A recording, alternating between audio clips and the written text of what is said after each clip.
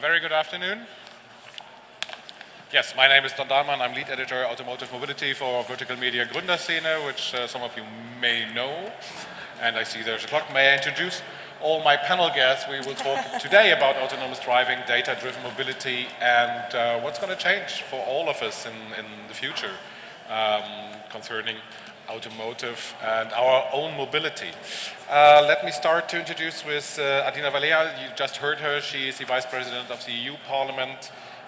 She's a member of the Committee of Industry, Research and Energy, and she's also co-chairing the Forum for Mobility and Society. Then we have, I start from the far end, Dieter May. He's Senior Vice President, New Digital Data and Business Models at BMW. And you are located in Munich and in Chicago, as far as I know. Then we have Dr. Ilja Radusch. He's heading the Automotive Services Communication Technologies at the Fraunhofer FOKUS Institute. And you're working for ages now in the automotive, autonomous driving, mobility sector. And last but not least, we have Bültmann, General Manager of HERE, who has just recently been bought by BMW, Audi and Daimler. True. Which was just a press conference last Monday, wasn't it? Absolutely. Yeah. But let me start with Ms. Valean. You were just talking about the future of mobility, and one part of it is how will be the regulations from the EU coming through. We have these long discussions about when is allowed to drive, or when is an autonomous car allowed to drive on the Autobahn, and we still do not have any laws about that. So I think we're still talking about the Wiener Abkommen from 1969, it was, or so 1968. Do we need a little bit push from the EU for legislation purposes? Well, when we talk about push, that push cannot only be but incentivize. I don't believe at this stage we can imagine something better than, I don't know, maybe consumers wish to have new gadgets in their world. And if there is a business case there, I'm sure this will happen in the market. And with all this new data-driven economy, I think we are getting closer to have more digital on the cars. So I think this would be the push coming from the market or the new economy. Us, the regulators, we should not intervene at this stage until the industry or consumers or you, people tell us what you want to do and where is exactly the framework you need just to make things clear, as I said previously, in terms of insurance and liabilities and everything, so to help you have a good environment for developing a business. So you're waiting for Dieter May coming up to you, presenting you a business case. I think if there's a consumer demand, there is always a business case normally. But I think at the end, the consumer decides what he wants, and we can only make propositions which are hopefully beneficial to him, whether it's how to connect the car as part of the digital life of the consumer, or how to basically make automated driving a reality. But at the end of the day, I mean, we are business driven, but we obviously hope that the regulatory environment supports us in making that offer. Yeah, just to echo that idea, I like, of course, your question about regulation, but I'm always trying to turn the discussion a bit. And in particular in Europe, I think we would be very well advised to start the discussion with the beauty and the potential of autonomous driving, autonomous applications, and then think about, or in parallel work on liability, insurance, philosophical questions. And my concern is that in Europe we are looking on the concerns first, and let in other parts of the world people play with data and be more successful. And this is a tendency where I'm starting being more and more concerned. like for example, in California or Nevada, you can test the autonomous cars since years now, and we just opened up a part of the German Autobahn, I think it's the A8. A9 in Germany for testing autonomous vehicles. Yeah, I think this is an excellent progress. It's, whether it's too early or too late, difficult to judge, but I would love to see more of this happening. And in addition, it's kind of, I mean, the attitude is important. I observe that our colleagues in Chicago, where we have an important office as well, or in Berkeley, they are more playing with data. They are just doing it. And I observe, of course, that we have a lot of discussions around privacy, security. Again, very important topics. But I would love to see that happening in parallel. Not let's solve the regulatory framework first and then go on the data models. Then it's too late. Yes, I totally agree. So it's more about playing around with data and what can I do with the big data. Absolutely. And then if I have some ideas or some business cases, then I think, okay, what do I have to do to protect certain environments or certain consumers or whatever. However, with the regulations, of course, the Commission generally and should provide a framework where new innovations can happen. And of course, there's a business model usually when there's a consumer demand. However, the frameworks, especially in terms of autonomous driving, this is still something that we have to address right now because all car manufacturers as well as suppliers, they're making huge investment in this area. And we know how fast the processes are with adapting the regulations. And I think this is also what we hear from all sides, that we strongly advise to provide the right framework to also allow for autonomous driving. I think one of the challenges for probably German OEMs or the automotive industry in Europe is that we are mostly talking about the risks instead of talking about the opportunities, all respecting, or all the time respecting obviously privacy and security constraints. To be very respectful with the user, with the customer. I mean, for us as an OEM, it shouldn't be too difficult to maintain that position because, I mean, we are not in the business making money out of the data. I mean, all activities we are doing are basically for making the car better, the car experience better, and providing consumer benefits through that. But it's not about selling data, it's not about making money out of the data. So I think we would hope that there's a more positive spirit towards that discussion going forward. Yeah, one thing that you just did concerning data, BMW, Audi, and Daimler just bought Nokia here for 2.8 billion euros. No, yeah. 2.5, 2.8, something in between. Something. So Let me look. Something. Just do not think about 300 million. No, it was cheaper than Nokia at the time. So that's what I know. No, you just bought that, and many people from outside the business were thinking, why do they buy some mapping card device company? This is much more. Yeah, I know. But from the outside, why they're buying OV cards? But it's something so very vital for the industry to get the data, to get the map data. Yeah, I mean, until today, I mean, all OEMs were sourcing maps. That was the business model. So it's a map that you can do your navigation. But in the future, this will become one of the most crucial strategic assets for OEMs to have access to that asset. And we felt that there's not too many assets around. So, I mean, as a consortium, we basically were shooting for acquiring here, which finally happened this week. And it will provide us with high precision maps going forward, allow us to have real-time map updates, which makes basically all types of functionalities much more convenient for consumers. It allows autonomous driving. Without that, we can't do autonomous driving. So, and as a premium car manufacturer, without that, I mean, we are probably out of business sooner or later.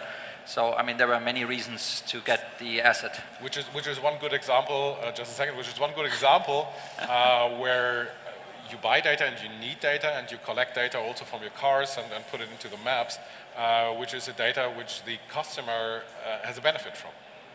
Yeah, and it's anonymous. So we are, with our brand new 7 Series car, which has been launched a few weeks ago, we are basically discovering speed limit signs in real time, and we are sending them actually into the map database of here in order for them to update the map. This is happening in real time, anonymous data, and it's for the consumer benefit, and we don't basically track any individual or personal data there. So I think it benefits everybody. Basically, they don't link the driver with the data collected. That's what it says. Yeah. But it might happen because there are so many businesses who would develop this kind of analysis, and I don't know, then sell it. Well, in principle, I mean, this is maybe a good opportunity to add 2-3 words. It was, of course, perfectly explained, in particular about the anonymization of the data. However, our business is more than just providing the map. This location intelligence, and I need to stress that in particular today, it has as well to do with the other pillars, with enterprise business, with consumer, and we have the clear mandate from our new owners to continue working with other customers, so we are proud to close last week another deal with a Swedish manufacturer, not to name it here. So the idea is clearly this is not kind of closed shop, and we are not only executing what our colleagues in Munich, in Stuttgart and in Ingolstadt believing in that. No, it's totally open, it's non-captive, and we want the more traffic on the platform, the better it is. And I mean, here has Amazon, here has Microsoft for the mapping experiences. Yes. I mean, that will basically give this asset much more value going forward, and it's a standalone company anyway, so we are only owners. Therefore, I was stressing, but to your point, Valean, this is an important remark. I mean, clearly, there is a lot of data in the cloud, but this is, of course, not freely accessible to third-party companies. Not saying that we need to work on it and elaborate what makes sense, but there we need to have a very careful discussion about what kind of data we are talking. In the public perception, data is data, and I heard from the colleague from Audi who made a very smart remark on that. Let's make a clear distinction between whether this is an information inside the car about the brakes, or whether this is an information about your music consumption. Exactly. This makes it completely different, and then there's a consent or what needed. is the track I usually take each day to go to work? So I'm going, I don't know, next to a coffee shop, or Good to know. can sell me a new product. The first thing when I heard in Parliament is when the proposal with e-call, which, as I said, emergency purpose, was on the table, then a lot of people come up, a lot of industries came and said we should expand this, we should start talking about open platform immediately. And they were the spare parts industry who said we are entitled to have access and to send to the driver information about where is our shop, where the driver can, I don't know, inflate the tires or change, I don't know, something if the car it's broken. And this also brought up the discussion, should we have the manufacturer asked first how the manufacturer sees the opening of the platform to the rest of the industry, sometimes even in competition, and define that first before we start calling it an open platform. I agree. How do you react to that? I think everyone knows that competition in one way also fosters innovation. So one has clearly to see e-call something that's safety critical, might sense because it saves life and is for a specific use case. However, opening and probably mandating a platform that goes beyond this safety aspect might hinder innovation in these areas. And it's always a very careful stepping, so to say, what do you want to provide and mandate for everyone, and where do you want to have innovation happening. And if you look at the technical implementation of e-call, then I mean it's going back to stone ages in terms of communication technologies and stuff like that. And those are the things where we need to step carefully. Yeah, but this is a perfect example. The e-call, I assume that most of the people present here knows about the e-call, meaning in case of a severe accident, there is an information transmitted to the rescue center. Let's talk first about the advantages. The advantage of an e-call, according to studies from the European Commission, can easily save up to 3,000 people per year in the European Commission. This is nothing I would like to push from the table and say this is peanuts. And of course, if the purpose is clearly, narrowly defined and the added value is there, I think the majority of the people in the room, and here would say clearly, I like the service. And this is maybe then not the perfect place to talk about a consent in that sense. I mean, the added value is clearly on the table, I would say. I think there's no generic way to approach data here. You need to cluster data and to give certain approval levels for certain data points. Because, let's assume the potential competitors who have talked here before about this topic, they get into the car and they take all the data out. So we are totally commoditized. We have seen that in the smartphone industry, what happens there. So, definitely we are not in that game.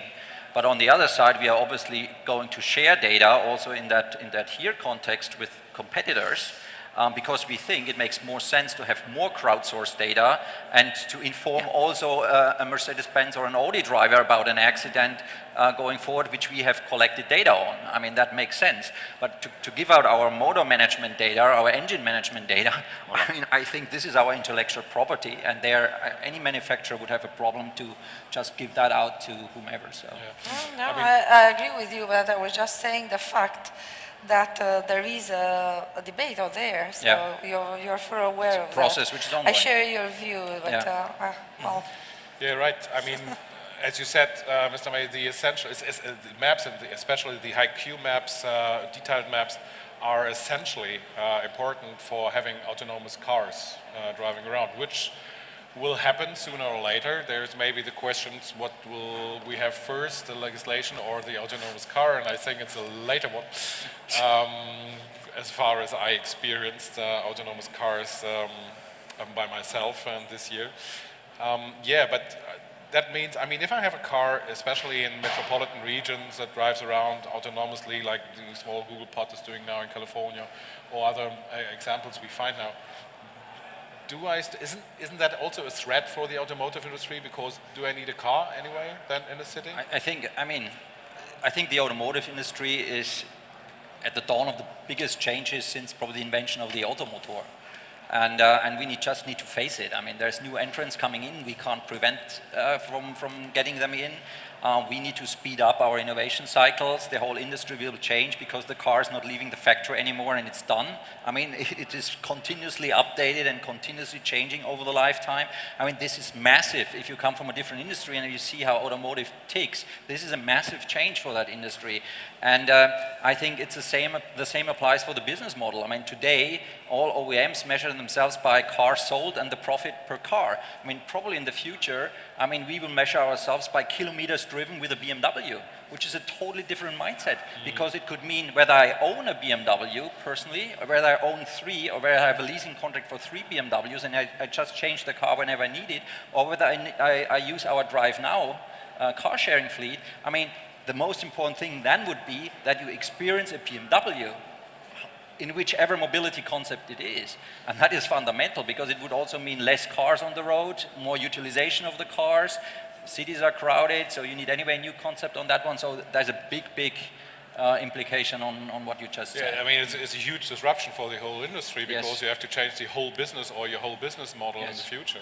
It's about car sharing, of course, yes, as you said, but it's also about selling maybe, or using the data you get from your consumer to give him certain ideas or certain examples of what he can buy or what he can use in a car. Is it also possible that, the shift from the car manufacturer, from manufacturing by hand in a way, going to a software tech industry? Is that what's going to happen for the car industry? Yes. I think it has been recognized that with mechanical engineers you won't cope with the changes ahead. So, that is necessary, and that's the tradition of that industry. But Everything will be software driven going forward. You need the right software architecture in the car, updatable platforms like you have on smartphones, a user experience which is totally different, which goes much more into the CE world, like the car with, I mean, what the Audi colleague has mentioned, when you have spare time in the car and the car runs automatically, I mean, you don't want to have the classic interior of a car. The interior of the car will totally change. It needs to feel much more like at home and much more cozy and much more comfortable because you do different things in the car. So, I mean, it tackles everything in our industry. It's just amazing right now what's going on. Absolutely. Yeah, and yeah, Mr. I just want to ask you because you are. Yeah, I mean, with regard to the software, it's not to underestimate.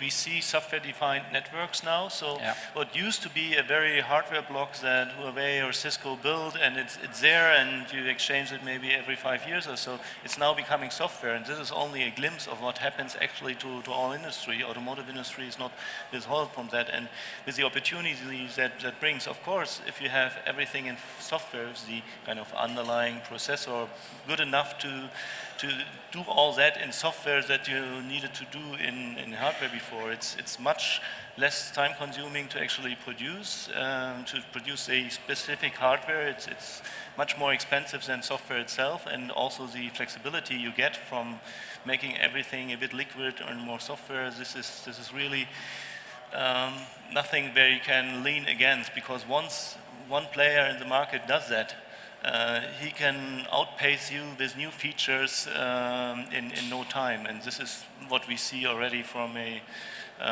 car manufacturer in the US, that he brought a new assistance system to the market without selling new cars, and this is unheard of before. I mean, the colleague from Google has mentioned before, I mean, digital services are about usage. I mean, only consumer engagement matters, and it's not about putting an app out there which nobody uses. So, I mean, you need to have engaging digital experiences in the car and outside of the car, which link to each other and which integrate you into your whole digital experiences and digital life. And that requires not only software capabilities per se, it's things which the internet industry is very strong on, like machine learning capabilities, all the artificial intelligence thing to build environmental models for autonomous driving. This is super complex, and so the skill set required, I mean, is definitely less hardware oriented and much more IP driven. But it's also, I mean, we're just talking about cars at the moment, so what is going on for the driver in the cars, what kind of experience he has, etc., etc. But to get the car autonomous on the road, we need also the connection to the city. So the car needs to know when the traffic lights are red or when they're green. I talked to a developer last year for autonomous driving, and he told me one of our hardest enemies in autonomous drivers are traffic lights, because they are really hard to detect sometimes, because you have different traffic lights in different cities, which are, and so on and so on. But so we are also talking about making the cities connect the cities to the car, making the city smarter, to have also, which is interesting for maps, is like having real data, traffic data, etc., etc. But the art is really to have that all integrated. So I'm a bit hesitant to say that traffic lights are really kind of preventing or making life difficult for autonomous driving. Of course, but I would like to turn it again and say this is a huge advantage. I mean, we know from studies that some 90% of data which is around is not kind of relevantly used. There are tons of data, and even today traffic lights are sending out data, but the data is not coming to the right place. And I fully agree with that observation that autonomous driving is only one part of a complete mobility concept. And we are working on approaches and offerings where we are, of course, integrating bicycles, pedestrians. I mean, you see how crowded cities and dense urban is today. And all this information need to go together to have some intelligent and smart solutions for the mobility of the future. This is absolutely key. But again, I mean, the digital revolution brought certain concerns about privacy and security, but the potential of overcome certain congestions and problems in cities are really, really huge. I know you're working also on it. And this whole digitalization and connectivity, you really see people that did not used to work together before, like the infrastructure provider or the city mayors or something. They did something. They built traffic lights and they built zones with reduced speed limits, and they did that for themselves. And then the car manufacturer did their thing. And of course, connectivity brings that all together, and we see that already in some years that private players putting out, routes that are kind of dynamic or optimized, but are they optimized to the goals of a city mayor or the city operator? No, they're optimized, of course, for getting there as fast as possible.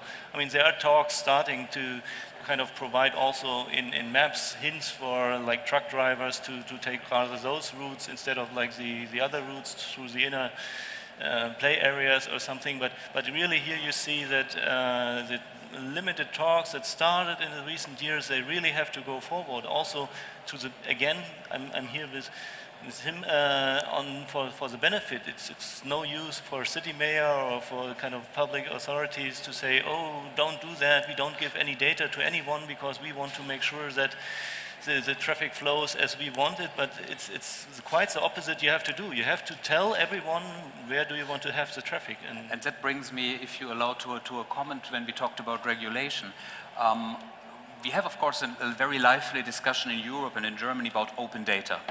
And I see that on the top of the political agenda, as well in Brussels and in Strasbourg, the principle of open data has been acknowledged. So I think the added value of having access to data is appreciated and understood. However, if you go to the road authorities in all of the countries, from Romania to Denmark to Germany, there's no exceptions, it is really difficult to have proper access and to work with data. And I'm not only talking about here, I'm really talking about the startups in Prenzlauer Berg who are working on mobility approaches.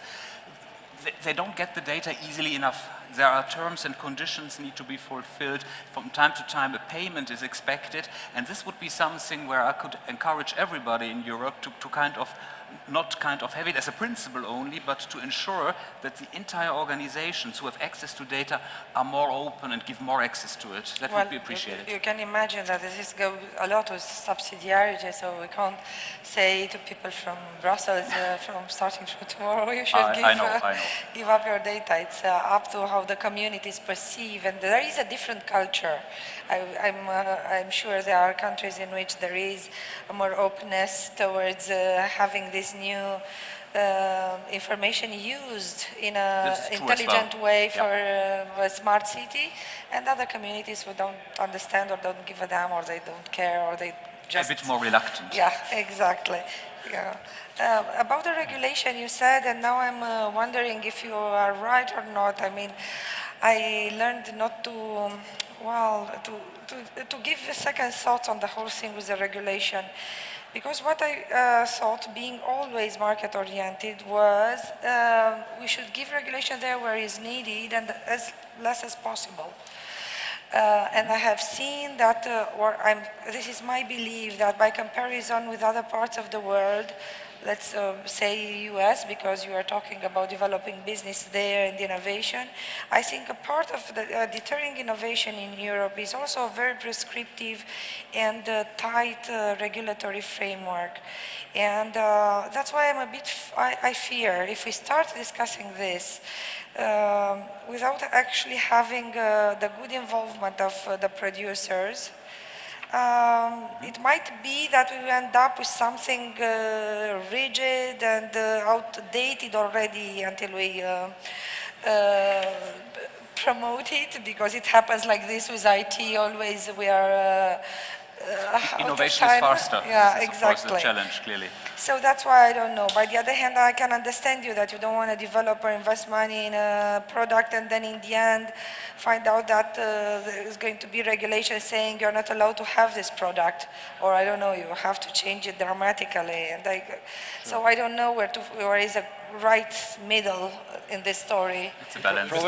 Probably we can apply to that whole regulatory debate a little bit the philosophy of software development and internet businesses, which is agile, which means you don't spec out the thing to the end with thousands of pages of specifications or legislative text, but you just start with something and it evolves over time, because today nobody knows when fully automated driving will be there in large scale.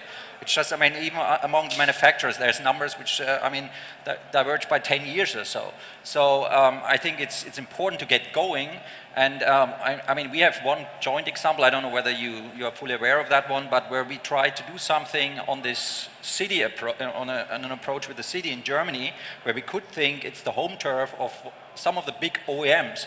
But I can tell you, I mean, you want to stop the thing after some time because nothing moves forward. At the same time, we were talking to smart cities in the US or in China, and they just say, hey, just do it. You can start tomorrow, get things going. And I can tell you, automated driving will not happen in Europe first. That will happen somewhere else if we continue like that, and that's a pity because it's a crucial industry for us here. And here we come to the point, because it's also a fight between China, US, and Europe, of course. Yes. Because it's not as, where will these technologies not also be developed? Where will they be used? And the thing is, we have the infrastructure, where we have the first infrastructure for having those kind of smart cities, autonomous driving, etc., etc. So that means there's also a pressure. I mean, we know that there are certain new companies coming on the market, like Faraday, which is backed by a Chinese billionaire with a lot of money. We know that that Apple is doing something. We don't know what, but they are doing something.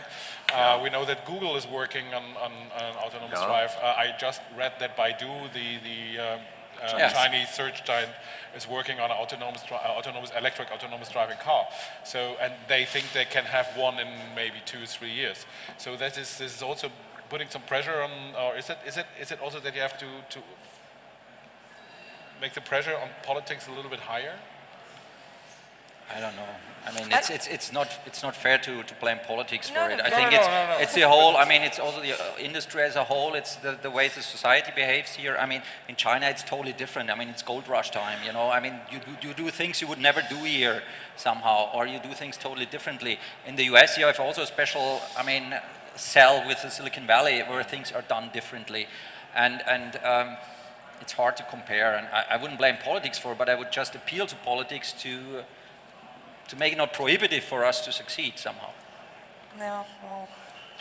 Yeah, you agree? Yeah, I would agree. I mean, clearly, the industry need to explain a bit clearly what is needed. This is from time to time lacking as well, to a certain extent. So what are our requirements, what do we need? But it's of course reflecting, and Dieter Meyer is absolutely right, it's deflecting as well a bit. This is what I call this a bit of a society issue. I mean, we have always problems to really accept and embrace what innovation can do. I had an excellent example. I was listening once to Hasso Plattner, who was telling a short story saying, well, I purchased a full connected house in the US, and if I'm telling that story to people in the US, everybody is excited, saying, wow, this is interesting, you can learn a lot. And people, if it's telling that to friends in Germany, they're saying, well, this makes no sense, and the dental brush is talking to the refrigerator, there's no point. But the learning from this experimentation is huge. And of course, the next handicapped house or the next application for robotics, or so the learning from such connected house can be taken over. And therefore, my plea is always, despite regulation, of course, let's try to open up, let's play more and embrace innovation. Then we would be on a better way. We were trying to, with our R&D capability we have now, we were trying to put forward a minimum viable product approach, something standard in the internet world. I mean, this was quite radical because, I mean, a car is always ready when it leaves the factory. It's done. You can't change anything anymore. And that is a little bit, I mean, I think that's the problem many traditional industries have with that digitalization, because it just introduces another clock speed where you either adopt to that clock speed or you are left behind. There's no other answer to that, I think. So there are mainly two things at the moment that we can pinpoint now here in this short time.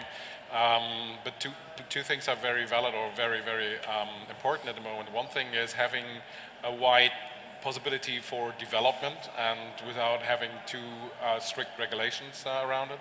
The other thing is we also talk about or changing do a change management procedure in the company so that we have more people who are believing more in technologies. I mean, it impacts not only our product, the core of our product, like in other digital transformations of other companies, our product is going to change significantly, our business model is going to change, our R&D processes, which are for a 5-year cycle. I mean, you know already today when the next 7 Series car will be launched, I mean, in several years. I mean, and I have a visibility of 3 months of what my next feature set will be. So you can, I mean, you can imagine how that works. I mean, when you want money for that stuff, and you are basically in an environment which is planned in a very high degree of precision and details. Can politics or can the regulation, or has the regulation to be adjusted to these shorter periods of development? I would clearly say one major problem is that our entire regulation and laws are coming from the analog times. And I'm not talking only about the data laws, but in digital times, they're not kind of modern enough to really cope with the challenges, and that would be a task. And my major concern and plea to politicians is always, and I know this is not only in your hands, fully acknowledged, but clearly it's about speed. I mean, we talked with Nelly Kroes about the digital single market years back, and even today it is not really there. And if you see the discussions about the data protection regime, which hopefully will get end of the year, you mentioned the Vienna Convention from 1968. I'm close to say, let's not have the next round in summer 2016, let's do tomorrow. Yeah. Very easy. You want to? Yeah, I can agree to that. I mean, the whole, what we learned from software or IT in general is that you need to change fast, but you can fix things also fast, and that is something. I mean, of course, politics or regulation is about consensus, and the consensus needs time, people need to talk, everyone needs to be heard. It's completely understood, but in sometimes to say, okay, better this than nothing, and then be free to redo that. I mean, it's not that you have to solve all the problems for forever. Just, you know, step by step, and that is something that should be taken into account, because this is the other side. This is coming from the industry, and this is their need, and be open to fix something and to acknowledge, oh, we didn't thought of that, and it's no problem, we fix that.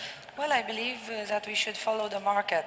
So when the market tells us we need to intervene, then we intervene. It's not like we are waking up one morning and say, what law should I pass today?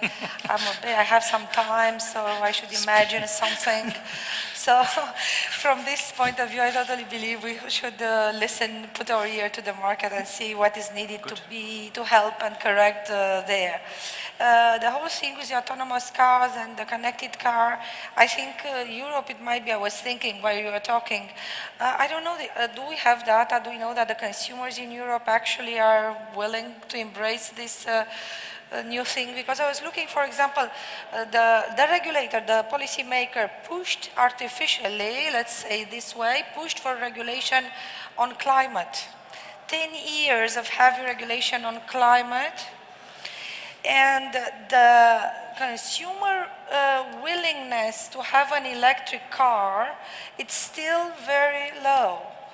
But they like to have, in Europe, I'm saying, I mean, I do believe though, if we look at the figures, it's not, I'm not inventing this. I can completely agree with you, but the thing is... Do consumers want autonomous cars, yes or no? We don't know, maybe they just want to drive themselves. But they don't know it yet today. I mean, it's about creating a consumer demand in that case, because it's not there today. So we can't make any market study now, I mean, to say, I mean, do you like it? They've never experienced it.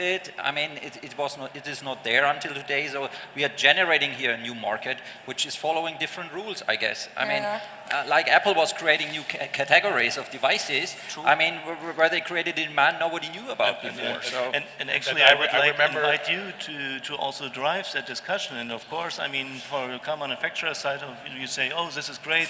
Will be solving every issue we have. And it's not against kind of the political side, but you can also be driving that, taking consumers with us. I mean, this is what we've seen with the electric mobility, that this from a political side probably didn't happen as much as it could be. And I think what Adina might say is right, because they don't know, they didn't have the experience to do it. I am old enough to remember the 70s, I'm old enough to remember when there was mandatory to wear a seatbelt in the end of the 70s. End of the world. With end of the world, exactly, because how do I get out of the car, etc. And you said it at the beginning, I think you were talking about, you need to incentivize through regulatory measures. And I agree with that. I mean, for example, if you take electromobility, which you just said, named before, I mean, we were investing as a company big time in it with the i3, i8, etc. I mean, fully betting on it. But I mean, then the take-up is where governments subsidize in a way and give incentives to it. So it needs to be a joint approach to it, and not about one partner investing big extent and then it's prohibitive for success. I think by this on this term is a good because we have to stop. You know, people making signs to me. So we have to stop. Thank you very much for this very lively and very interesting discussion. And I hope we're going to see us next year again. Maybe we will have some progress and see what happened in 1 year, because For sure. a lot of happening can happen in 1 year. Thanks a lot. Thank you. Thanks a lot for attendance. Thank you.